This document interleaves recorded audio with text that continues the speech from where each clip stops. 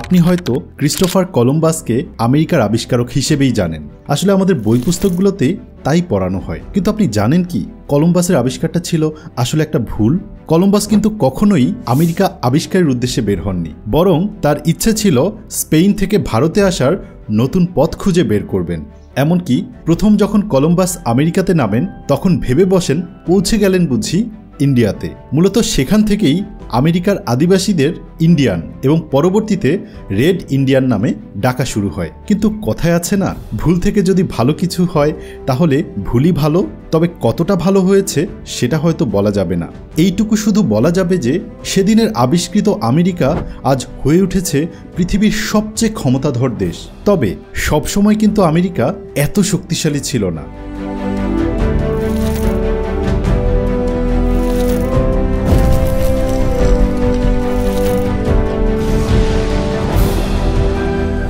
চলুন আপনাদের একটা গল্প বলি। গল্পটি আমেরিকার মাথা নোয়াবার গল্প। গল্পের শুরু আজ থেকে প্রায় 230 বছর আগে, 1795 সাল। তখন সবেমাত্র পৃথিবীর বুকে আমেরিকা একটা স্বাধীন রাষ্ট্র হিসেবে মাথা তুলে দাঁড়াতে যাচ্ছে। কিন্তু তখনই আমেরিকাকে একটি হোঁচট খেতে হলো, কারণ এবার প্রতিপক্ষ বিশাল অটোম্যান সাম্রাজ্য।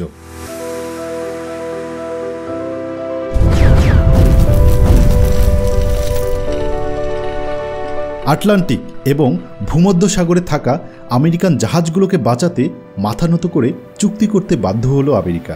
চুক্তির অপরপক্ষ ছিল অটোম্যান সাম্রাজ্যের বলয়ে থাকা রিজেন্সি অফ আলজিয়ার্স। তুর্কি ভাষায় করা সেই চুক্তি অনুযায়ী অটোম্যান সাম্রাজ্যকে প্রতি বছর $21,600 ভ্যাট পাঠানোর শর্তে রাজি হয়েছিল আমেরিকা। অথচ আজকের দিনে নিজের দেশের জাহাজকে বাঁচাতে আমেরিকা অন্য কোনো একটা দেশকে কর দিচ্ছে, এটা কি ভাবা যায়? অথচ দেখুন, বিশাল অটোম্যান সাম্রাজ্যের অস্তিত্ব আজ নেই। অন্যদিকে বিশ্বের সবচেয়ে বড় সুপার পাওয়ার আমেরিকা। এভাবেই হয়তো পতন ঘটে এক সাম্রাজ্যের, প্রতিষ্ঠা হয় আরেক সুপার পাওয়ার। আজকে হয়তো আমেরিকা ক্ষমতায় আছে, কিন্তু কাল হয়তো সেই জায়গাটা অন্য কেউ দখল করে নেবে। এমনকি হয়তো চীনই হয়ে উঠতে পারে পরবর্তী সুপার পাওয়ার। কারণ চীন যেই রহস্যময় গতিতে নিজেদের এগিয়ে নিয়ে যাচ্ছে, আমেরিকার কিছু ভুল পদক্ষেপই হতে পারে তাদের পতনের কারণ। হয়তো সুপার পাওয়ার থেকে হয়ে যেতে পারে ক্ষমতার লড়াইয়ে দ্বিতীয় সারির কোনো দেশ, ঠিক যেমনটা হয়েছে ব্রিটেন। হয়তো সেসব সময় বলে দিবে। তবে চলুন আজকে আমরা কথা বলি আমেরিকা কিভাবে এতটা সুপার পাওয়ার হয়ে উঠল। মজার ব্যাপার কি জানেন? আমেরিকার ইতিহাসের শুরুটা হয়েছিল রক্তের বন্যা দিয়ে। এ যেন গোড়ায় গলদ। একটু আগে কলম্বাসের কথা বলেছিলাম। আবিষ্কারক হিসেবে তাকে আমরা যত বেশি চিনি, একজন খুনি হিসেবে কিন্তু সেইভাবে চিনি না। কিন্তু বাস্তবে তিনি ও তার ভাই আমেরিকান আদিবাসীদের উপর এতটাই অত্যাচার করেছিলেন যে স্বয়ং স্পেন সাম্রাজ্যের হস্তক্ষেপ করতে হয়েছিল। কলম্বাসের দেখানো পথে হত্যা, ধর্ষণ ও লুটপাটের উপর ভর করেই বাড়তে থাকে ইউরোপিয়ানদের সংখ্যা। 1500 থেকে 1900 এই 400 বছরের মধ্যে ইউরোপিয়ানদের কারণে প্রায় 1 কোটি আদিবাসী প্রাণ হারায়। এতক্ষণে নিশ্চয়ই বুঝে গেছেন যে আজকে আমরা যাদেরকে আমেরিকান হিসেবে জানি, ওদের আদি মানুষগুলো আসলে বেশিরভাগই কিন্তু আমেরিকান নয়। তাহলে ওরা কোথা থেকে এসেছে? ওরা আসলে ইউরোপীয় কলোনিস্ট। অতঃপর 1776 সাল জুলাইয়ের 4 তারিখে ব্রিটিশ কলোনিগুলো নিজেদের স্বাধীন দাবি করে, আর সেদিন থেকেই তৈরি হয় স্বাধীন ইউনাইটেড স্টেটস অফ আমেরিকা। তবে এখনকার ম্যাপে যেমন বিশাল আকৃতির আমেরিকাকে দেখেন, তখন কিন্তু এমনটা ছিল না। ম্যাপটি দেখলেই বুঝতে পারবেন, ইস্ট কোস্টের মাত্র 13টি রাজ্য নিয়ে প্রথমবারের মতো গঠিত হয় আমেরিকা। 1776 সালে তাই আমেরিকার আয়তন ছিল মাত্র 8,88,811 বর্গমাইল। এরপর প্রায় 200 শতাব্দী জুড়ে বিভিন্ন উপায়ে আমেরিকা তার আয়তন বাড়াতেই থাকে। যদিও কিছু কিছু রাজ্য নিজ ইচ্ছায় তাদের সাথে যোগ দেয়, কিন্তু অনেক রাজ্যকেই কিনে অথবা যুদ্ধ করে দখল করে নেয় আমেরিকা। সর্বশেষ 1867 সালে গিয়ে সোভিয়েত ইউনিয়নের কাছ থেকে আলাস্কা ক্রয়ের মাধ্যমে মোটামুটি আজকের রূপ ধারণ করে আমেরিকা। কিন্তু সাধারণ একটা দেশ থেকে সুপার পাওয়ার হওয়ার এই তকমাটা কিভাবে গায়ে লেগেছে আমেরিকার, সেই প্রশ্নের উত্তর খুঁজতে হলে আমাদেরকে চলে যেতে হবে 1898 সালে।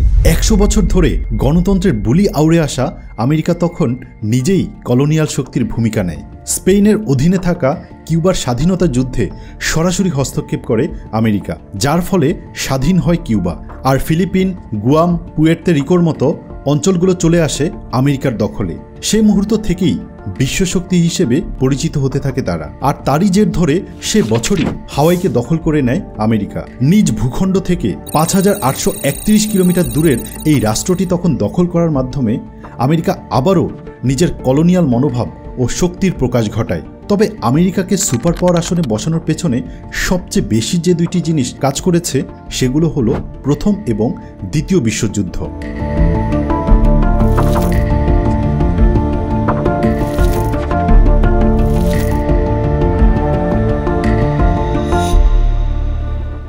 অন্যান্য সুপার পাওয়ারগুলো যখন এই দুইটি যুদ্ধের কারণে প্রায় নিঃশেষ হয়ে গেছে, তখন এর সকল সুবিধা পেয়েছে আমেরিকা। কিন্তু কিভাবে? এর পেছনে সবচেয়ে বড় কারণটা ছিল ভৌগোলিক কারণ। যদি আমেরিকার ম্যাপটির দিকে একটু তাকান তাহলেই বুঝতে পারবেন কি বলছি। আমেরিকার পূর্ব দিকে রয়েছে প্রশান্ত মহাসাগর, আর পশ্চিমে রয়েছে আটলান্টিক মহাসাগর, আর আমেরিকার উত্তরে রয়েছে কানাডা এবং দক্ষিণে রয়েছে লাতিন আমেরিকার দেশসমূহ। এর ভেতর কানাডা বরাবরই বন্ধুভাবাপন্ন দেশ। অন্যদিকে লাতিন আমেরিকার দেশগুলোর আমেরিকার বিরুদ্ধে যাওয়ার মতো ক্ষমতা নেই, ফলে ভৌগোলিকভাবে দারুণ নিরাপদ স্থানে রয়েছে আমেরিকা। আর এই নিরাপদ অবস্থানকে কাজে লাগিয়েই প্রথম বিশ্বযুদ্ধের আঁচ থেকে আমেরিকাকে বাঁচিয়ে রাখেন প্রেসিডেন্ট উড্রো উইলসন। সেই সময় যুদ্ধে জড়াবার বদলে ব্যবসায়িক কেন্দ্রে পরিণত হয় আমেরিকা।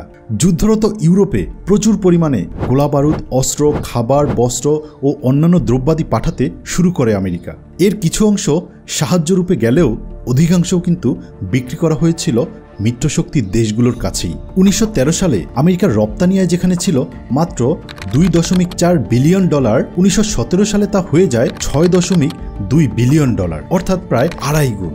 অবশেষে 1917 সালের এপ্রিল মাসে আমেরিকা যুদ্ধে অংশ নেয়। কিন্তু 1918 সালে যুদ্ধ শেষে ইউরোপের অন্যান্য সুপার পাওয়ারগুলো ছিল সব দিক থেকেই দুর্বল, আর সেই সুযোগেই আমেরিকা বনে যায় বিশ্ব অর্থনীতির কেন্দ্রবিন্দুতে।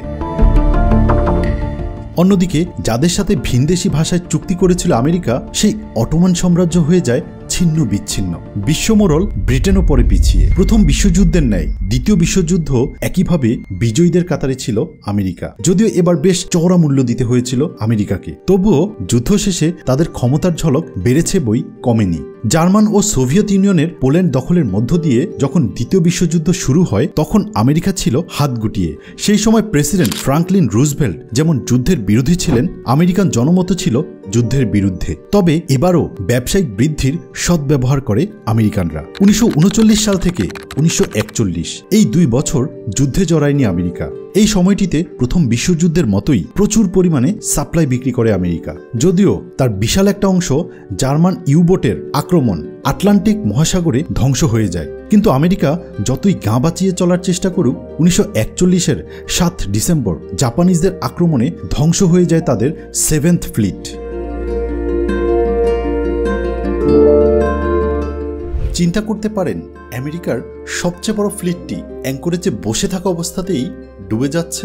সেদিন প্রায় 2400 আমেরিকানের মৃত্যুতে পাগল কুকুরের মতো হয়ে যায় আমেরিকা। পরের দিনই যুদ্ধ ঘোষণা করে জাপানের বিরুদ্ধে। একই সাথে জড়িয়ে পড়ে ইউরোপিয়ান ফ্রন্টেও।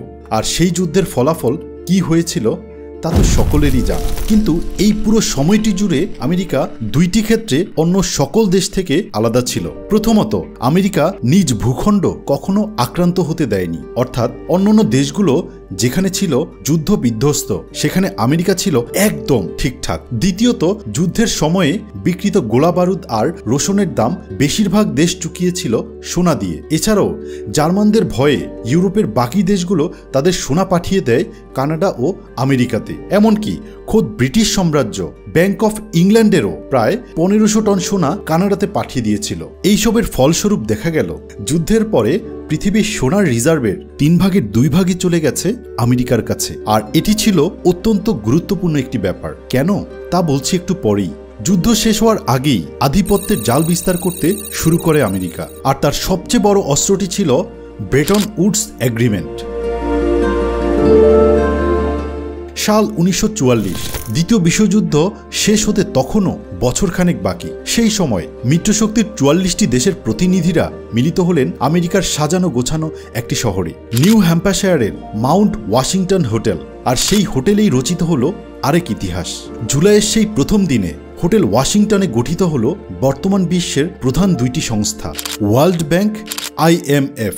তবে এর পাশাপাশি অত্যন্ত গুরুত্বপূর্ণ আরেকটি সিদ্ধান্ত হয়, সেটি ছিল আমেরিকান ডলারকে ওয়ার্ল্ড রিজার্ভ কারেন্সিতে পরিণত করার সিদ্ধান্ত।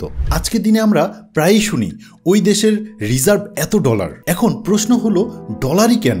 একটি দেশ কেন আরেকটি দেশের মুদ্রার সাহায্যে নিজেদের রিজার্ভ রাখছে? কেন আন্তর্জাতিক বাণিজ্যে ডলারই স্ট্যান্ডার্ড কারেন্সি? এই সব কিছু শুরু ব্রেটন উডস এগ্রিমেন্টের মাধ্যমে। এই চুক্তির সাহায্যে শত বছর ধরে চলে আসা গোল্ড স্ট্যান্ডার্ডকে কবর দেওয়া হয়। শুরু হয় ডলারের বিপরীতে পাউন্ড, ফ্লো ইত্যাদির মান নির্ধারণ। অর্থাৎ একটি দেশের কারেন্সির দাম কত তা নির্ধারিত হতো ওই কারেন্সি দিয়ে কি পরিমাণ ডলার পাওয়া যায় তার উপর। এর ফলে আমেরিকা দুইটা জিনিস নিশ্চিত করে। একটি হলো আমেরিকান ডলারের চাহিদা। আমরা জানি যে যখনই কোনো কিছুর চাহিদা থাকবে তার দাম বজায় থাকবে। ডলারকে স্ট্যান্ডার্ড কারেন্সি করার মাধ্যমে সারা বিশ্ব জুড়ে ডলারের চাহিদা নিশ্চিত করে আমেরিকা। দ্বিতীয় বিষয়টি হলো অন্য দেশের উপর নিষেধাজ্ঞা দেওয়ার ক্ষমতা।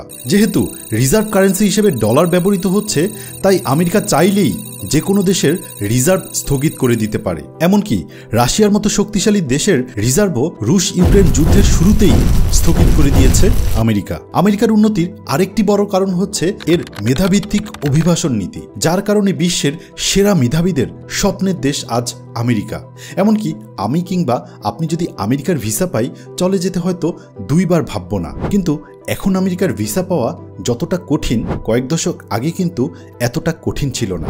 দক্ষ জনশক্তি কিংবা মেধাবীদের নেওয়ার জন্য অনেকটাই ছাড় দিত আমেরিকা। আর সেই মেধাবীদের মেধাতেই গড়ে উঠেছে আমেরিকা। আমেরিকার একটি বড় কোম্পানির বোর্ড মিটিংয়ে বসলে আপনি দেখবেন 10 জনের ভেতর হয়তো 5 জনই নন আমেরিকান। এত সুবিধার কারণে মানুষ নিজের দেশ পর্যন্ত ছাড়তে পারে, কিন্তু আমেরিকা নয়। আর পৃথিবীর সকল প্রান্তের সেরা মেধাবীদের বৈচিত্র্যই আমেরিকা আজ এতটা শক্তিশালী। আমেরিকার শক্তি টিকিয়ে রাখার পেছনে অবশ্য সবচেয়ে বড় ভূমিকাটা ছিল এর কূটনীতির। পৃথিবীর প্রায় সব যুদ্ধেই আমেরিকার কিছু না কিছু প্রভাব থাকেই। তা সেটা কোরিয়া হোক, চীন বনাম তাইওয়ান হোক, ইসরায়েল বনাম আরব দেশ হোক, যে কোনো ক্ষেত্রেই আমেরিকার একটা ভালো পরিমাণ আধিপত্য থাকে। ভারত বনাম পাকিস্তান হোক, সবখানেই আমেরিকার প্রত্যক্ষ বা পরোক্ষ প্রভাব থাকেই। আর সেগুলো যদি হয় মধ্যপ্রাচ্যের ন্যায় সম্পদশালী স্থান, তাহলে তো কোনো কথাই নেই। বিভিন্ন অঞ্চলের যুদ্ধ থেকে নিজেদের স্বার্থ হাসিল করে নেওয়ার কূটনীতি করে থাকে আমেরিকা। তাই কথায় আছে, আমেরিকার মতো বন্ধু থাকলে শত্রু লাগে না। কিন্তু আমেরিকাকে টিকিয়ে রাখার জন্য সবচেয়ে বড় ভূমিকা কিন্তু তাদের এমন পররাষ্ট্রনীতি। তবে আমেরিকার সুপার পাওয়ার হওয়ার পেছনে রয়েছে আরও অনেক কারণ, যেমন পেট্রোডলার ব্যবস্থা। এই ব্যবস্থার কারণে বৈশ্বিক তেল ব্যবসাও আজ অনেকটা আমেরিকার অধীনে রয়েছে। বিপুল সামরিক ব্যয়। পৃথিবীর সবচেয়ে বড় অর্থনীতির দেশ হওয়ায় বিশ্বের সবচেয়ে বড় সামরিক বাজেটও আজ আমেরিকার। শুধু সবচেয়ে বড় নয়, বরং আমেরিকার পরের 10টি দেশের সম্মিলিত সামরিক খরচও আমেরিকা থেকে কম। তবে একটা কথাই বলতে চাই, আমেরিকার সামরিক শক্তি নিয়ে কথা বলতে শুরু করলে এই ভিডিও কিন্তু শেষ করা যাবে না। সে যাই হোক, সব মিলিয়ে পৃথিবীতে যদি প্রকৃত কোনো সুপার পাওয়ার থেকে থাকে, সেটা কিন্তু আমেরিকা। চীন, রাশিয়া অথবা অন্য অনেক দেশই হয়তো অনেক প্রভাবশালী, কিন্তু আমেরিকা আজও শুধু একটাই। তবে প্রত্যেক দেশেরই কিন্তু পতন আছে। যেই ব্রিটিশ সাম্রাজ্যে কখনো সূর্য ডুবত না, সেই ইংল্যান্ডও কিন্তু আজ আমেরিকার মুখাপেক্ষী। হয়তো আমেরিকাও কোনো না কোনো এক সময় কারো না কারো মুখাপেক্ষী হবে। হয়তো আমেরিকার জায়গা নেবে চীন। অদূর ভবিষ্যতে চীনকে কিভাবে আমেরিকা মোকাবেলা করবে তা হয়তো এখনও নিশ্চিত না। কিন্তু আমেরিকারও রয়েছে অনেক সিক্রেট কিছু টেকনোলজি ও মিশন, যা সম্পর্কে বেশিরভাগ মানুষই জানে না। জিওপলিটিক্যাল রেসে পিছিয়ে গেলে হয়তো আমেরিকা সেই সব প্রযুক্তির উপরই নির্ভর করবে। আপনি যদি আমেরিকার এইসব গোপন মিশন এবং টেকনোলজি নিয়ে জানতে আগ্রহী হন, তাহলে আমাদেরকে জানাতে পারেন। আমরা খুব শীঘ্রই এই টপিকের উপরে আরেকটা চমৎকার ভিডিও নিয়ে আসব। আজকের মতো আমি এখানেই শেষ করছি। আপনার কোনো আইডিয়া বা মতামত থাকলে সেটাও আমাদেরকে জানতে পারেন। সবাই ভালো থাকবেন।